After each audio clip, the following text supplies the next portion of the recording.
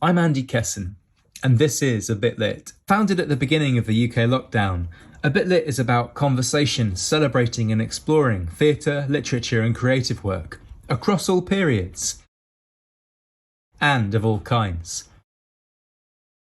We've talked to professional wrestlers and about Ghostbusters and medieval sex positivity. We've looked at the histories of race, gender and sexuality. We followed migrating coconuts and the history of wine and cheese. We've gone from Jane Austen and Shakespeare to EastEnders via the history of early television, young adult fiction, photography, animation and documentary making. And with over 100 films already, many other subjects as well. Join the conversations at our website, abitlit.co, or on YouTube, and follow us on Twitter @abitlit. Catherine, hello, how are you? I'm okay. How's it going? Yeah, good too, thank you. We were talking before we started the film about what strange times we're living through, but yeah, hopefully we're both soldiering on. We start these films by asking contributors to introduce themselves and to tell us a bit about their work. So would you mind doing that, please? So I'm Catherine Fletcher. I'm a professor of history at Manchester Metropolitan University. My work sort of revolves mainly around 16th century Italy, and I've written all sorts of things that spin off that place and period, starting off with a PhD in a book which was about Henry VIII's divorce negotiations with the Pope, which was kind of fun and involved lots of dirty tricks and diplomatic shenanigans of different sorts. Then I've written quite a bit about diplomacy, about domestic interiors at one point. I wrote about a biography of a Black prince in Renaissance Italy, Alessandro de' Medici. And most recently, I've written a big kind of sprawling book that tries to bring together lots of narratives about what was going on during the Italian wars of kind of 1494 to 1559. So yeah, that's sort of where my work sits. And a lot of it is done for the general public as well as for academic audiences. Thank you. And that, I think, is going to be our cue for our film today, isn't it? Because we've been talking a little bit about the challenges, opportunities, but also the sort of structures in which academics write for a public audience. And I think that the kind of politics of that is going to be a big part of our focus. I should say I'm halfway through the big sprawling book and really enjoying it. I'm afraid I haven't quite finished it yet. I've been racing to try to finish it before today, but I'm really enjoying where I've got to so far. And one of the things I love about your work is that capacious focus on, you know, Italy as seen from the point of view of Henry VIII's very peculiar point of view, or from the point of view of a Black prince, or wherever else you might take us. It feels like a historical moment which we're often told feels familiar, and we learn from your work is not at all.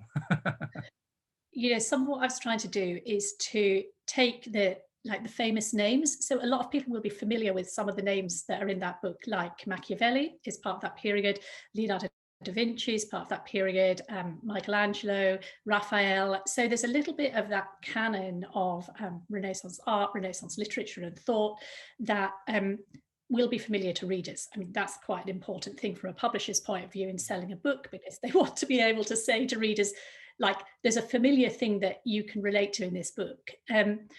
But obviously there are other things then that connect into this world that we might not expect. So there's the famous name that always gets left off that list is Beretta.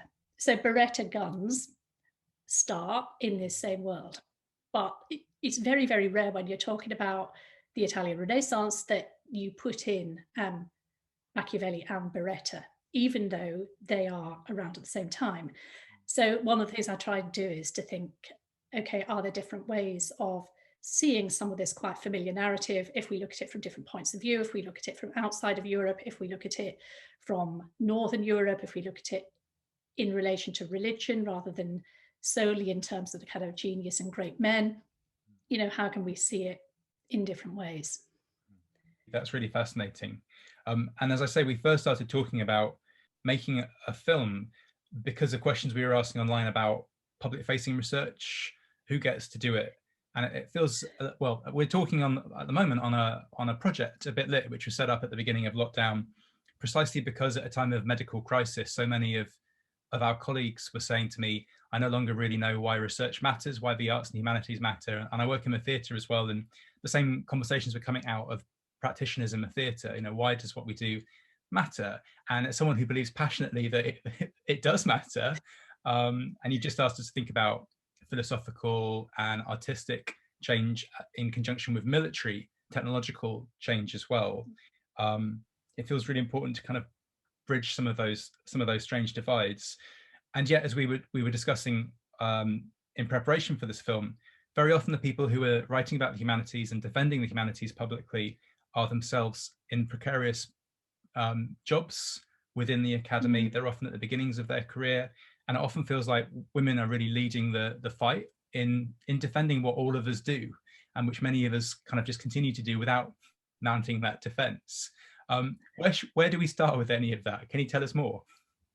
Oh gosh, I mean, it's really funny that you mentioned when you mentioned precarity there, because actually, like, part of the reason I got into writing this sort of public facing stuff was not because I had like a really, really grand plan to do it. I mean, I did quite fancy the idea, although, I mean, when I was doing my PhD, which was kind of in the middle of the 2000s, my PhD supervisor was, gosh, you know, you need to be quite cautious with that stuff because it doesn't necessarily go down well in the academic job market. A lot of people within universities frown on it. Now, of course, this has changed quite a lot in the past decade and a half.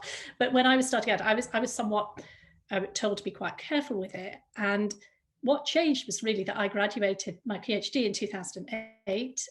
That was the year of an economic crash. There was a lot of concern about were there going to be jobs. I mean, not nearly as bad as there is now, but I mean, at the time it felt pretty scary. And one of the things I realized that I could potentially do was to write a book that might pay me some money to fill in gaps between employment. So I went to, I mean, I did this on a very kind of, you know, for financial reasons as much as anything else, just thinking, well, this is an alternative way to keep working when the jobs were not necessarily immediately forthcoming. And as it turned out, I mean, it did fill sort of 6 months of gaps between 9-month contracts that I had in a couple of years when I wasn't being paid for the summer. So that was quite nice. But I also managed to, I was kind of one of the lucky people who came out of that with continuous academic employment. So in a way, I didn't need it. But I think, yeah, precarity has these odd side effects of sometimes pushing you into doing something and taking a risk that you would not necessarily have done. And so that's how I first of all got into decide to write that book first, and not to go down the traditional route of just doing a book of the thesis. Yeah, thank you. And if it's all right to talk a little bit more about the finances of doing this kind of work. I mean, one of the issues is how long it can take to get paid for money you think is coming from a book. Yeah, so there's a lot of talk, and it's a little bit misleading because the publishing trade will use this term advance, and they say you get an advance to write this book, which means an advance on royalties. So the way the contracts are typically set up is that for each book you sell, you might get 10% of the price. There are lots of details. It could be a little bit more than that for hardback, a little bit less than that for paperback, but let's say it's 10%. And a publisher will or may offer, if you're lucky, offer you in advance and say, we will guarantee that you will get this amount of money. And we will take the risk that if the book doesn't sell as well as we expect, we will still give you that amount of money. And they call that an advance on royalties. And you do indeed get some of it in advance of writing the book, but often only a quarter. So let's say if you had a kind of advance which was £20,000, which is what the publisher is guaranteeing to pay you for this book, come what may, however badly sales go, they're going to pay you that. You get it in 4 bits. You get your first £5,000 on signing the contract, but you don't get any more until you've actually written a book and delivered a version of it that the publisher is happy with. Then you get your next 5,000, you get another 5,000 on hardback publication, you get another 5,000 on paperback publication. So this is, so what that actually means is that to go down this road, you have to be able to front up the time and the living costs to cover your time spent writing the book. So, you know, unless you're very, very lucky, you get one of these mega advances, which are not absolutely unheard of, but really very, very rare, where you get multiple publishers competing for you, and sometimes to almost as a kind of marketing technique to promote a new author, they will pay a mega advance for the first book. In that case, you might just about be able to pay your way through, but in most cases, that's not going to happen. So this then brings us back to questions about who has the financial wherewithal to support themselves in a writing career. And I did it by basically writing that first trade book, or rather adapting it from my PhD, which had been funded, on a postdoc, which I had, well, first in Rome and then in Florence. But again, writing in and of itself wasn't a way to float, to float a career. And I think we need to be quite cautious about saying, oh yeah, it's great, you can go down this road of making money by writing, and we should be sort of transparent about how that actually plays out. That'd be really helpful for people thinking about how they might go about doing this. And you recently recorded a film with John Gallagher for the Society of Renaissance Studies, and we'll put a link to that film below our film here on the BitLit website. So anyone watching this who'd like to hear more about these kind of practical issues about what it is like to write these books can look there. We were talking too about the ways that universities themselves, once you are in a university job of whatever kind, whether this be full-time, part-time, permanent or not permanent, about how that universities incentivize and disincentivize this kind of work. And you talked about how things have changed maybe in the last 12 years, that the sort of cautions and perhaps sniffiness you encountered earlier on when you were thinking about doing this work maybe are not there anymore. Although, yeah, I'd like to hear more about that, if that's all right. Well, yeah, I mean, universities are now incentivized to sort of to demonstrate the impact of their academic research in the wider world. So if you are able to show that your book has been, I don't know, converted onto TV and it's attracted audiences, those audiences have responded in a particular way. If you can document that somebody has made money out of it, if you can document that, yeah, people's ideas have changed, particularly if you can document that either in a lot of depth with a small audience or over a kind of broad reach with a much bigger audience, then that can be a really positive thing that helps your university to bring in money for your department, thanks to the algorithm that allocates research fundings to universities. So there's lots of kind of details around that, but that's the main reason it's been regarded as a positive thing, along with, I think, the idea of employability for students. So the idea that a lot of students will be coming out for humanities degrees, and actually some of the skills that are valuable to them in communicating with the public, thinking about audiences, thinking about techniques like podcasting, techniques like writing, copy that engages readers very swiftly. All those things are actually useful. And if you can do those through your public facing work as an academic, then you can also teach them. So there's lots of ways in which this stuff is useful to universities. However, sometimes they find it quite difficult to work out how that fits into the structures of a job which traditionally had sort of two tracks, which was, on the one hand, you did teaching, and on the other hand, you did research, which was either funded internally through university money or by a system of grants. Because the type of stuff that I do, which is a lot of bits and pieces of consultancy, little broadcasting jobs, then writing these books, doesn't fit into quite the same structure as the normal system of research grants. And I think universities are very keen on income diversification, to use a technical term, but the systems haven't always caught up with what that means in practice. So yeah, it's one of those things where you have to kind of go into battle a bit and say, look, this is what I'm trying to do, this is why it's good for you. We can make it work. We really can make it work. That's a really nice summary of where the issues are around impact. And some of the others for me are, I mean, firstly, it's just a weirdly aggressive word. The whole concept of making impact just seems like a peculiarly physical idea, and a one-way idea as well, this idea of an expert enacting change on a passive and unlearned and inexpert beneficiary, I think is really problematic. And actually, sometimes I'd quite like to be impacted myself. You know, I'd like to be changed as a result of the interaction I have with a new audience for any work that I might be doing.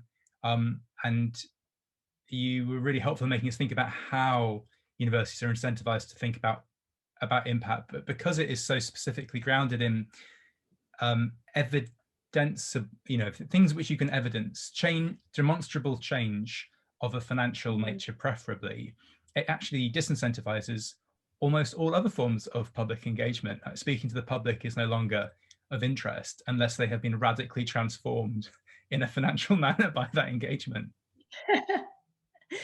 Yeah, I mean, I think that, I mean, there are some very good co-production projects, so where research is jointly produced by academics and members of the public that have done very well in the impact environment. But I think that's partly because the people who are running those projects have put lots and lots of effort and resources into working out how to provide the evidence for them. And you know, in some cases, you've got, when you start a project like that, you've got no guarantees that in the end of it, you will be able to produce that evidence. And I think that one of the difficulties with all of this, this sort of idea and environment, is that you're expected to be able to predict the results.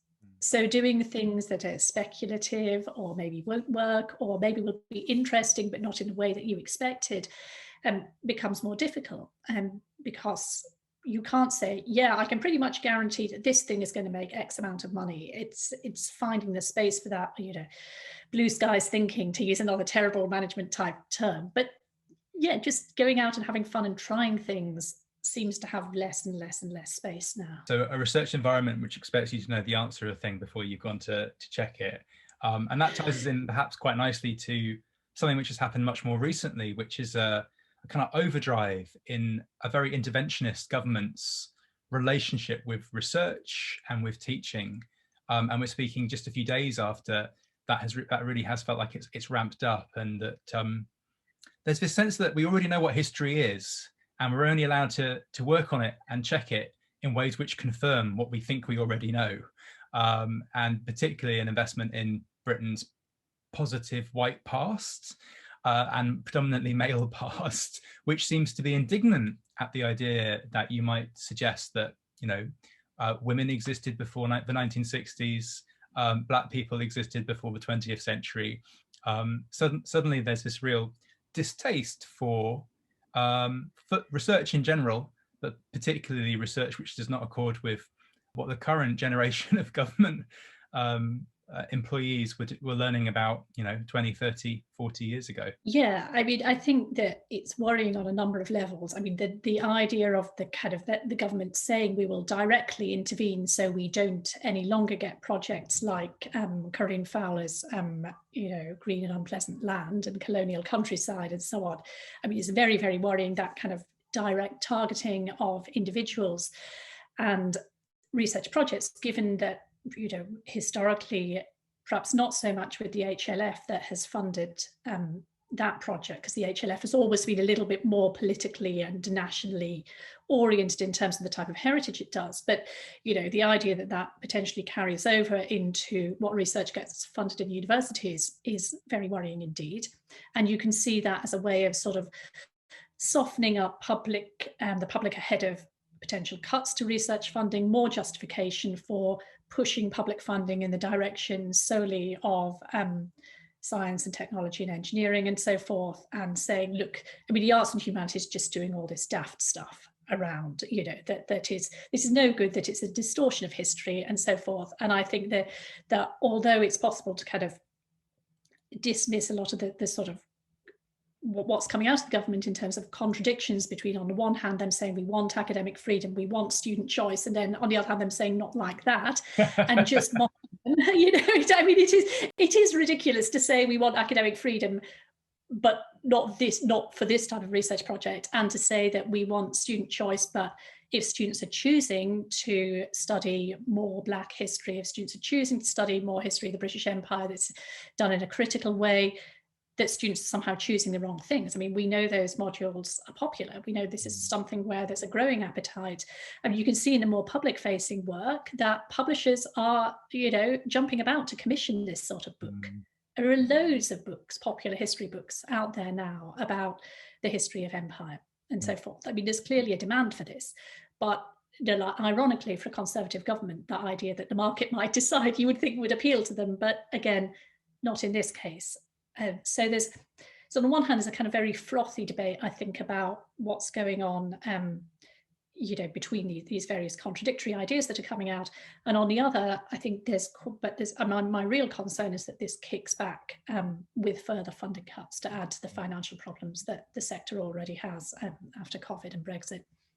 Yeah, and there's a longer history there on the government's contradictory position on the market and higher education, I think, isn't there? That ever since they've got into power, they've been interested in marketizing higher education in the UK, but always to the benefit of the elite institutions, which are facing mostly elite students, and are the institutions where government ministers are likely to have gone to. So there's this constant desire for universities to look like and to say things which ministers recognise as the truth, rather than to do Yeah. what research does, which is to ask questions and to challenge what we think is the truth and to prod away at exactly these sorts of issues. Yes, no, absolutely. And I think this is one of the things about, the whole question of marketization in higher education is that it, I mean, it's one of those, public goods in society that actually does not work well as a market.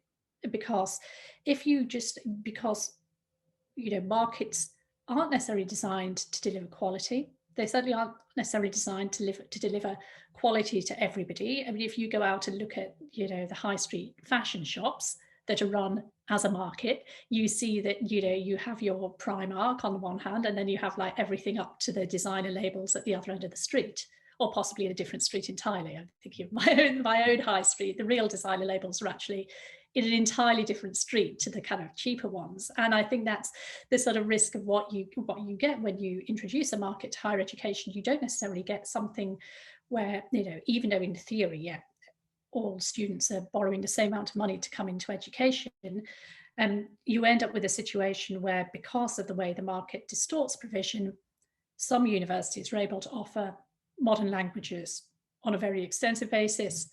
Other universities can't, because those niches get consolidated amongst a very small elite of higher education providers, and that means that students have fewer options, fewer possibilities, and I've actually kind of heard a couple of years ago from one colleague at a very supposedly top university, saying that in his humanities department they'd actually been told to expand student numbers as an income stream against which the university could then borrow to build more science labs.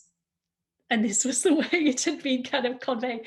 So there is this really, and which of course is, from a financial point of view, that's, the way you're driven to think, that students come in with a price attached and you sort of monetize these courses. But it's a horrible sort of way to conceive of research and conceive of teaching, just on, unit cost. Absolutely, and such a strange sector upheaval for a sector that 40 years ago was essentially a public good, and it's been hugely expanded in a way which is really positive, but has then been hugely monetized in ways which are entirely unpositive. Catherine, I feel like we've done a really good job of listing all the negatives, and I'm wondering if we can pull ourselves out as we head towards the end of the film by thinking about positive solutions. And I'm going to put your work forward as an example of this, because I just think that for all the reasons we've just been discussing, it is so important that people are demonstrating as visibly as possible the payoff, the rewards, and the excitement of returning to histories we think we know well and which our government thinks it knows extremely well and doesn't need checking, and producing new ways to think about those things. So I'm gonna put your work forward as a positive. But do you have any of positives out of some of these problems that we've covered? Well, I mean, I think that actually that encouragement to go out and talk to people and engage with audiences is actually like really good for research, and really good for research generally. I mean, I would say that although, we're kind of saying impact can often be quite one way. I mean, I know personally that I have given talks on my work where I have had members of the audience ask, but what about such and such? Could this person in your research have met somebody else? And then that has taken me into a whole kind of area of research that stimulates questions for a future book. So I think it's a very, very, even if you're not going down a kind of full-on route of co-producing research throughout a project, even just that process of talking to members of the public about what you're doing and listening to the types of questions that they ask can be really valuable in prompting new lines of academic research. And so, I mean, I think it is a positive that universities have become much more outward facing, much more keen to engage. on those levels. And I also think that, you know, for all the frustrations around dealing with government policy, there are a lot of people within universities trying to do very positive work, trying to think differently about how we can discuss our subjects, particularly for those of us who are working on, you know, topics like mine, which are quite, you know, Western and canonical. Are there different ways that we can get at that society? Are there different ways that we can think about some of the iconic works of art, some of the iconic individuals, and so forth? So I think, you know, there's a lot of positive that's emerged from that impact and public engagement agenda, even though when it was originally framed, it was framed for some quite problematic reasons. Yeah, thank you. That's really helpful and really inspiring. And I agree with you totally, particularly about that notion that impact can be two-way. I'm just very suspicious the way it never gets framed like that, and the word itself just feels so sort of Batman comic in its sense of combat. I find it very odd. We end these films by asking what the word literature means to you, where it sits in your vocabulary, either professionally or personally. Yeah, what does that word mean for you? So I think when I'm like writing academic work, there's a sense of the literature on a particular subject that you ought to consult. And so I would say, you know, be writing an article and I'll say, you know, here's my little vignette for an introduction. And then I'll be going, the literature on this topic sets out da, da, da, da, da. And it's kind of really interesting how I think historians conceive of there being a literature that attaches to a topic. And of course, that opens up all sorts of questions once you dig into it a bit, because it's why do we say this is the literature that's relevant to this topic? And I mean, within a big canon of historical literature, you then get all these kind of mini sets of literature that one is expected to cite on a particular topic. And I think it's quite an interesting question to dig into. Why do we put certain things onto those lists? And why do we leave certain things off? And I could get into a whole question as somebody who works primarily on a different country and that has a literature in a different language, the idea that there are also national literatures. So there's a kind of Anglo-American literature on Italian Renaissance history, and there's an Italian literature on it. And the two cross over sometimes, but it's also quite clear that there are sort of tensions between them. In terms of intellectual priorities, in terms of style, in terms of the way that literature develops. So I'm not sure that's answered your question, but it's a really interesting question. It prompts a lot of thought about, the way we throw that term around.